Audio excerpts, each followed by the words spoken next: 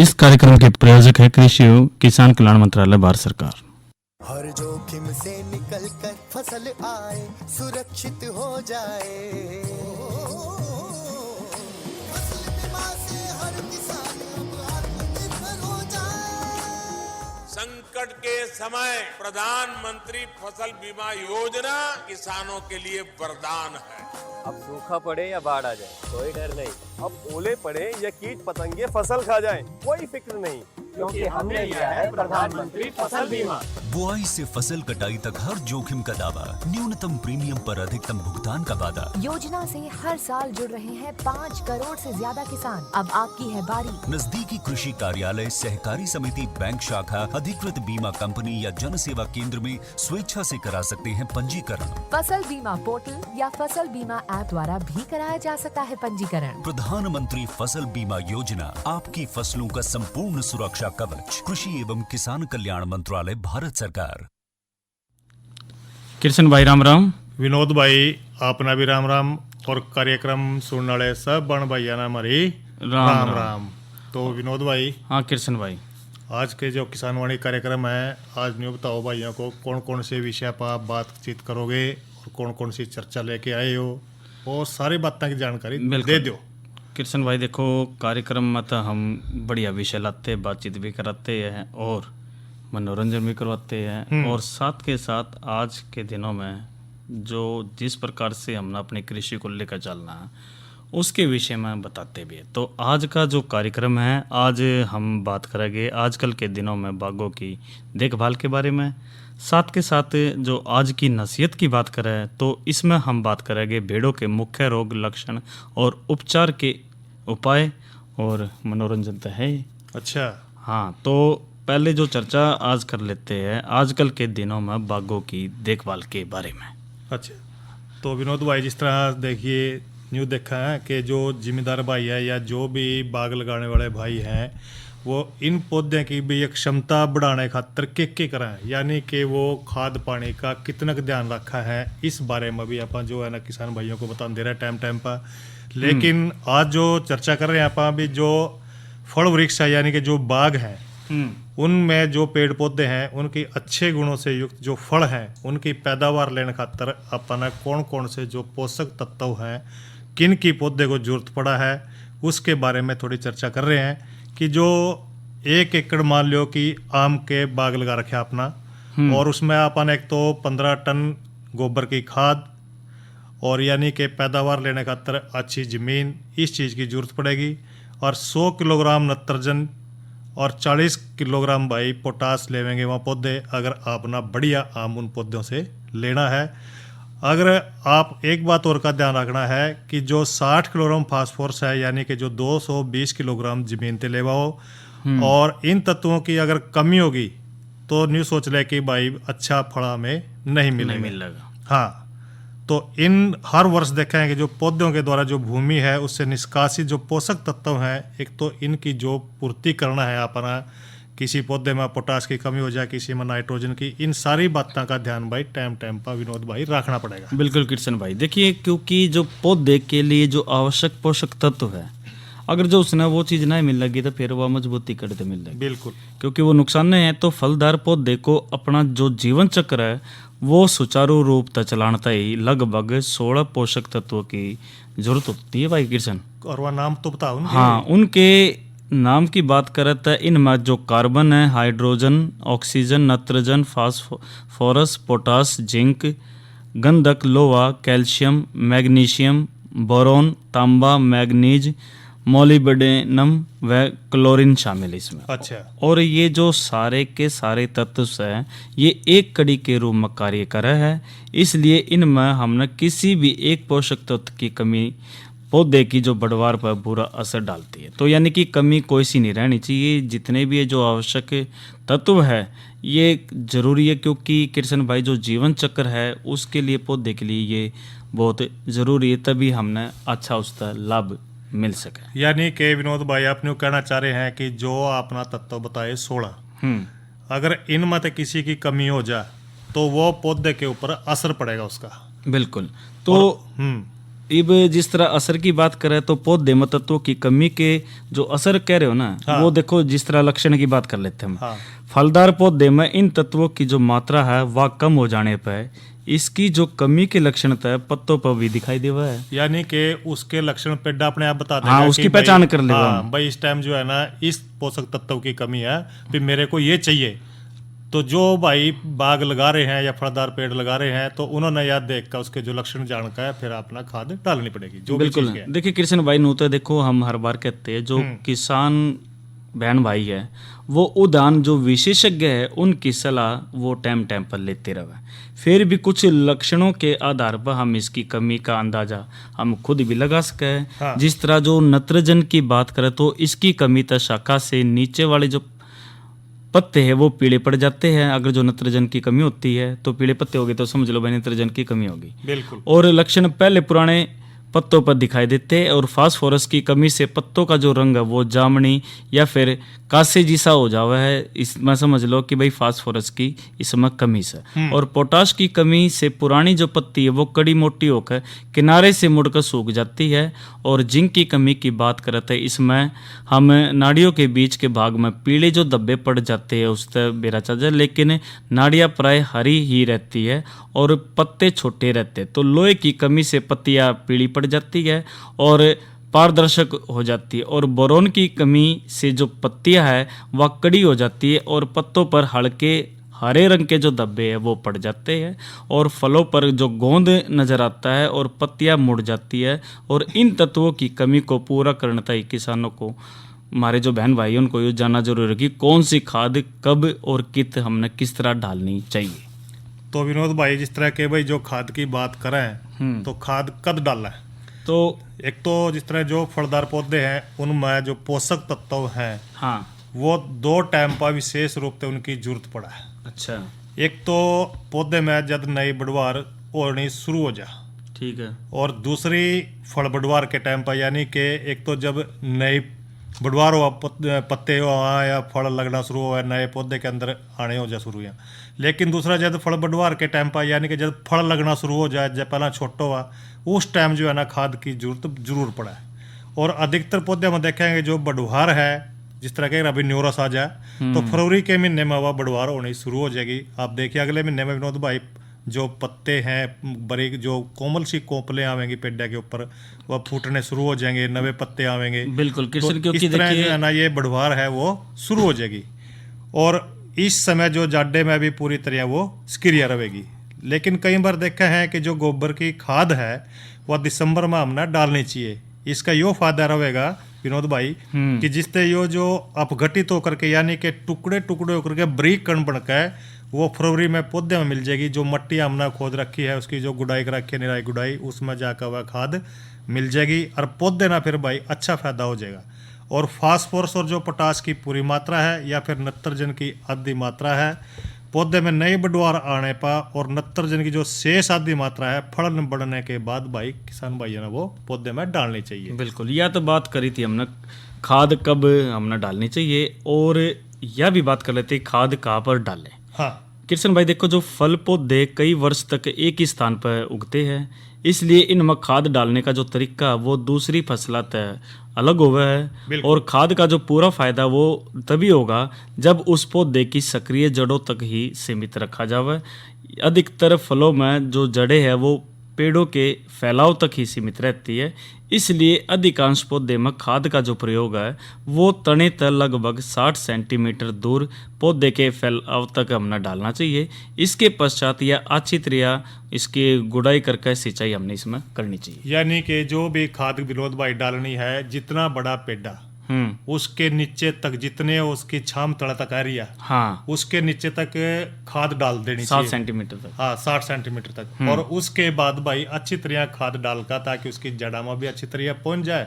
फिर उसमें पानी दे दो फिर वह कहेगा भाई पौधे में अच्छी तरह खुराक का काम करेगा और पौधा भी अच्छा फायदा हो जाएगा। कई बार हम क्या करते हैं जो जिस तरह पेड़ है उसके किनारे किनारे पर डाल, लेकिन हमने उसका ध्यान रखना चाहिए भी सारे का फैलाव। कई बार देखा है कि जो मुख्य तना हुआ ना पेड़ का उसके द्वारा थोड़ा सा बनावा खड्डा सा उसमें डाल दे हैं, ऐसा नहीं, लेकिन उसके जितना उसका फैलाव है उसके नीचे डालनी चाहिए। तो खाद कितनी डाल है इसकी भी बात कर लेते हैं। बिल्कुल।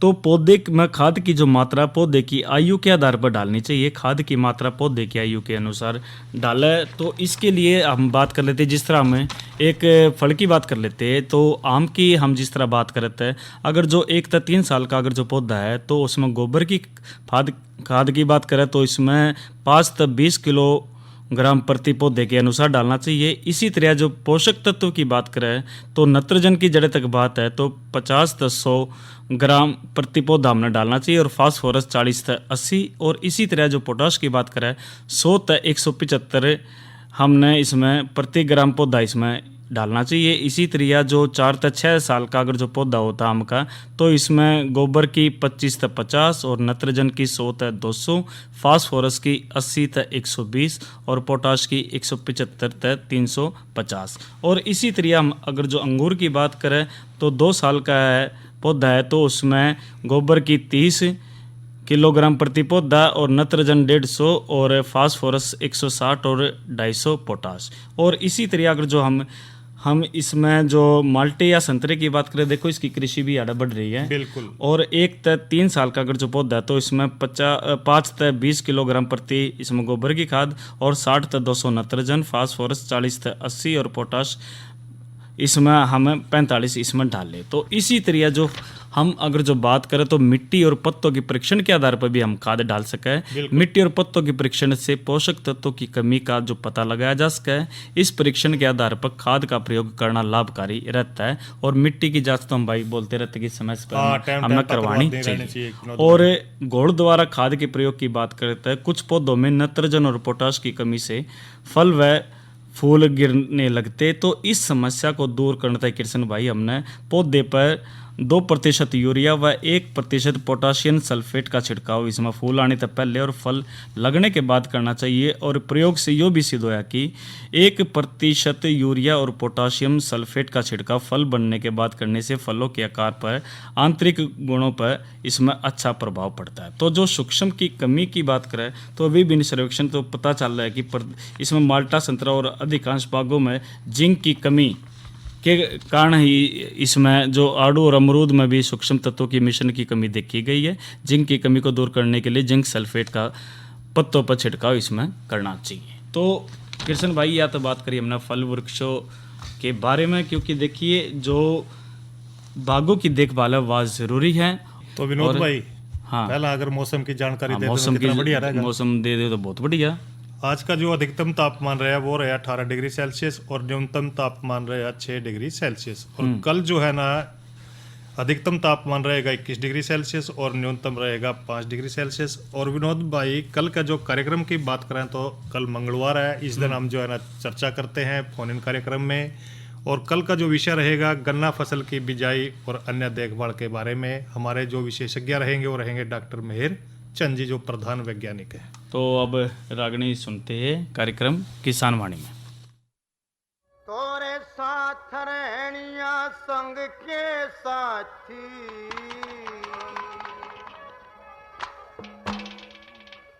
तम दया मेरे पे फेर दियो,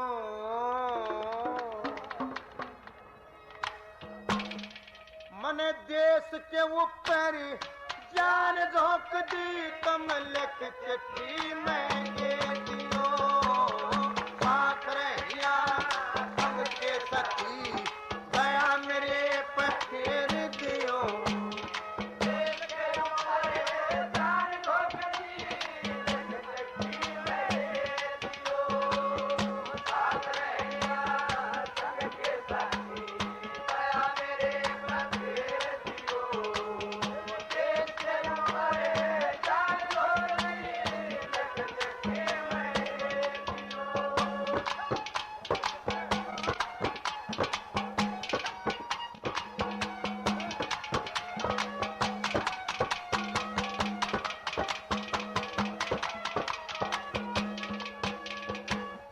सबसे पहले मात पिता के चरणों में प्रणाम लिखो, और सो तो उन कुटुंब कबीला सबको दुआ सलाम लिखो। देखे जितने से मेरे मंत्र प्यारे सबको राम और राम लिखो। मेरे के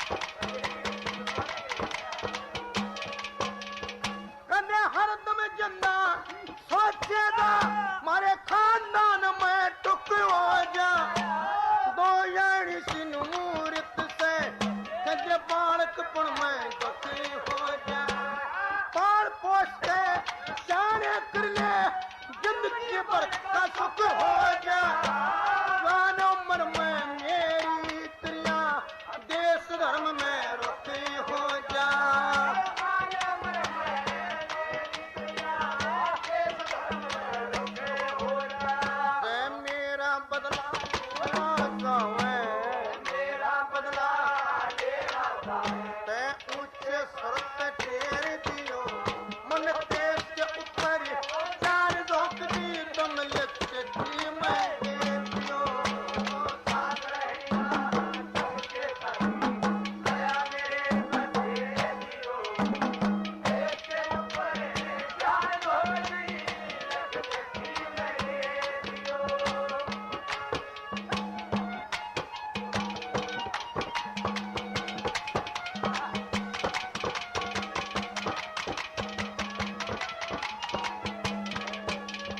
फिर प्रेम कोर के दौरन का नहीं फिक्र में बात करे कौन किसे की रंगीला आया कौन किसे का साथ करे मारे घर की इज्जत बनी रहे ना मामूली सी बात करे दिन तो रात रहूं चिंता में ना फिक्र में बात करे अरे दिन और रात रहे चिंता में नहीं फिक्र में बात करे अरे जिसकी गिरिया तू खेली भाई जिसकी वहाँ छोड़ सजन की मेरी दियो मन देश के ऊपर जान धोखी तुम लक्ष्य मैं दियो साथ रहना संग के साथ दया मेरे पे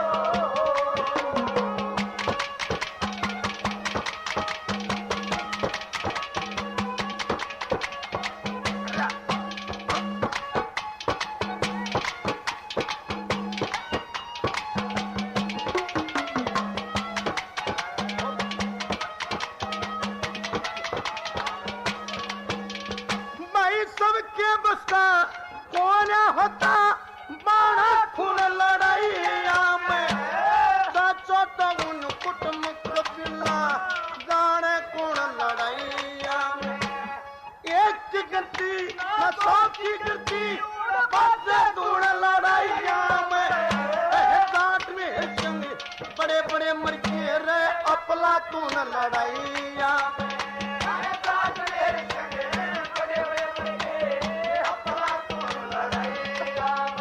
अरे इतनी कहते प्राण त्याग दिए इतनी कहते प्राण त्याग दिए तम कर दुश्मन का ढेर दियो मन देश के ऊपर चार धोख दी तुम लक्ष्य ढेर दियो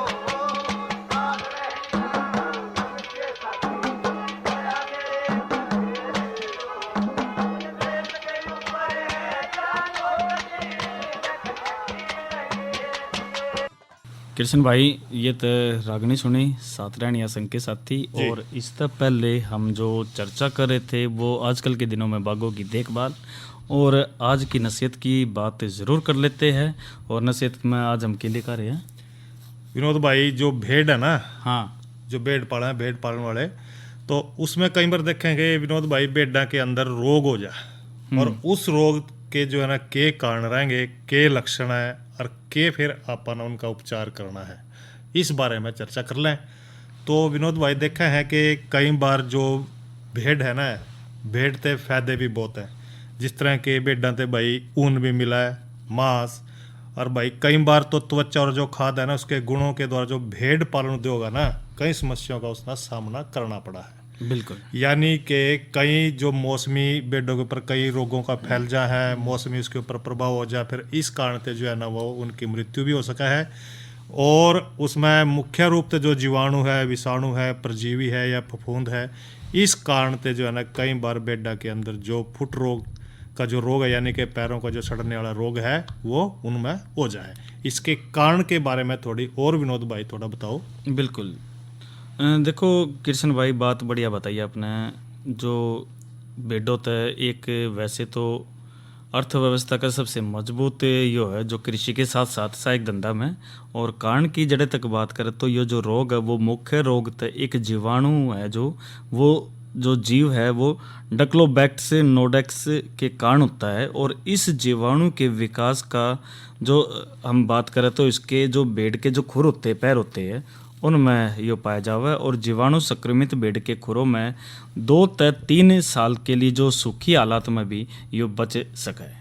तो देख लो ये कितना खतरनाक होता है। आमतौर पर जो डी नोडेक्स स्वस्थ खुरों में नहीं फैलता, लेकिन जो संक्रमित भेड़ों के झुंड में जो स्वस्थ भेड़ों का मिलान इस रोग को फैलाने का आसान रास्ता है। तो इस रोग को फैलाने के लिए जो पर्याप्त हमने गर्मी और उपयुक्त जो नमी की आवश्यकता होती है, इसलिए जो ये रोग है ये बसंत मानसून और हल्की जो सर्दी में फैलता है। और ये जो रोग है ये सिंचाई के क्षेत्र में एक विशेष समस्या इसमें हो सकती है। और इसी तरह अगर जो हम इसके लक्षण की बात करें तो फुट रोग का जो प्रारंभिक लक्षण है यो जो लंगड़ापन से पता चल जाता है। इस रोग का जो विशेष लक्षण बाहरी सख्त खुर और भीतरी जो संवेदनशील खुर के बीच की जो दूरी वो सामान्यतः ज़्यादा बढ़ जाती है। और कई भेड़ों में जो खुर है वो उसकी जो भीतरी सतह पर मामूली सूजन और गर्माहट देखने को भी इसमें मिल रहा है। अच्छा, तो कृष्ण भाई जो संक्रमण के कारण जो बाहरी जो खड़ा भाग है वो अलग हो जावा है। यानी कि जो विनोद भाई उनके पाँव है वो सके तो उसके अंदर अगर रोग फैल गया तो वो फट सका है, या उससे वो उनका जो मांस है वो पाँव से अलग हो जाएगा। तो इस कारण जो है ना फिर जो बेड है ना कई बार देखा वो लगड़ी ही चलने लग। बिल्कुल।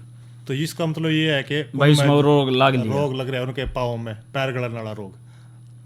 तो इस कारण से जो संक्रमण है इसका जो कड़ा भाग है वो अलग हो जाए।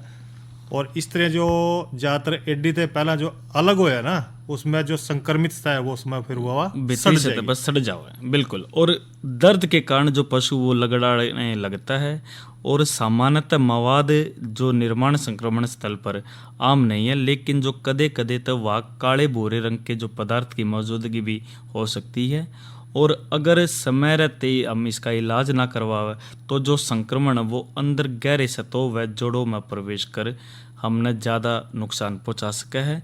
और इस रोग में ऊन का जो लगातार टूटना वो भेड़ के मूल्य को भी कम करा है। क्योंकि बीमार हो जाएगी भेड़ तो विनोद भाई उसमें उसके एक तो ऊन है, यानी उनके जो धागे रूपी जो ऊन है ना वो टूटनी शुरू हो जाएगी, नुकसान होगा। इससे फिर वह भेड़ बिकने की भी नहीं है। और भेड़ का जो वजन वो घटता है, अन्य भेड़ों से अलग रहता है, कम चारा खाना और अधिक से अधिक समय बैठे रहना ये लक्षण है। और उपचार की जड़ें तक बात करें तो फॉर्मेलिन जो 5% या फिर जिंक सल्फेट 10% का उपयोग खुर को साफ करने व रोग के संचारण को कम करने के लिए ये लाभदायक है। इसी तरह दूसरे उपचार की बात करें तो जो औषधि है एंटीबायोटिक जिसने बोल दिया करे, दवाओं का इस्तेमाल पशु चिकित्सक की हमने देख रेख में हम कर सकें। और कृष्ण भाई नियंत्रण की बात करें तो फुट रोग का जो नियंत्रण है वो उपचार तो ज़्यादा इसमें हमने देख रेख उसकी बहुत ज़रूरी है। और भेड़ों को गिले स्थान पर कदे नहीं चरने देना चाहिए, क्योंकि अगर गिले स्थान पर चरेंगी भेड़ तो उनका वही रोग है भाई, गिले के कारण फिर वो पाँव के अंदर फिर से सड़न पैदा हो जाएगी, भेड़ा फिर वही लंगड़ी होंगी। बिल्कुल। और वर्षा ऋतु में नई भेड़ों की खरीदारी नहीं करनी चाहिए, ये भी ध्यान रखना चाहिए किसान बहन भाइयों को। और अगर ज़्यादा जरूरत हो तो जो नई भेड़ों की खरीद फुट रोग रहित फार्म से ही हमने करनी चाहिए जब फुट रोग ना हो। और भेड़ चालकों को टाइम पर अपने पशुओं के खुरों की जांच करके 3 से 4 सप्ताह के अंतराल पर खुर इसमें स्नान अवश्य कराना चाहिए। और ये भी ध्यान रखना चाहिए कृष्ण भाई, जिसका रोग हो ना उस पशु ने उस तरह न्यारा कर देगा। बिल्कुल। कई बार देखा है ना जो विनोद भाई भेड़ है उनके पशु जो जांच कर लें और उसमें जो एंटीबायोटिक या कोई दवाई है ना उसका गोड़ते फिर उसके पाँव के अंदर उसने डाल दें ताकि वो रोग आगे न फैले। तो विनोद भाई ये तो चर्चा करी कि जो पैरों का सड़न रोग है भेड़ों में उसके कारण, लक्षण और उपचार के बारे में। अरे अरे अरे क्या कर रहा है? इधर इधर इधर हम बोल रहे हैं तेरे बीजू का। पुतला बोल रहा है? हाँ, पक्षियों से तो हम खेत को बचा लेते हैं, पर इन घातक रसायनों से कैसे बचाएं? मतलब? देख बेटा, तू जो ये अंधाधुंध रसायन मिलाता है ना, मिट्टी की सेहत बिगड़ने लगी है। और जब माटी ही कमजोर पड़ जाएगी तो उपज कैसे सेहतमंद होगी? अरे पहले ऐसा नहीं था, पूछना अपने बड़े बुजुर्गों से, कैसे फसल लहलहाती थी, शुद्धता झलकती थी। हाँ, माटी भी तंदुरुस्त और लोग भी। अरे अब पहली वाली बात कहाँ? पर अब तो सब यही डाले हैं। सब नहीं, आज भी लाखों जागरूक किसान परंपरागत विधि से फसल उगा रहे हैं। खर्चा कम और उपज की कीमत भी बेहतर पा रहे हैं। सच है? रे बेटे एक्सपीरियंस से बता रहे हैं, धूप में बाल सफेद नहीं किए हैं।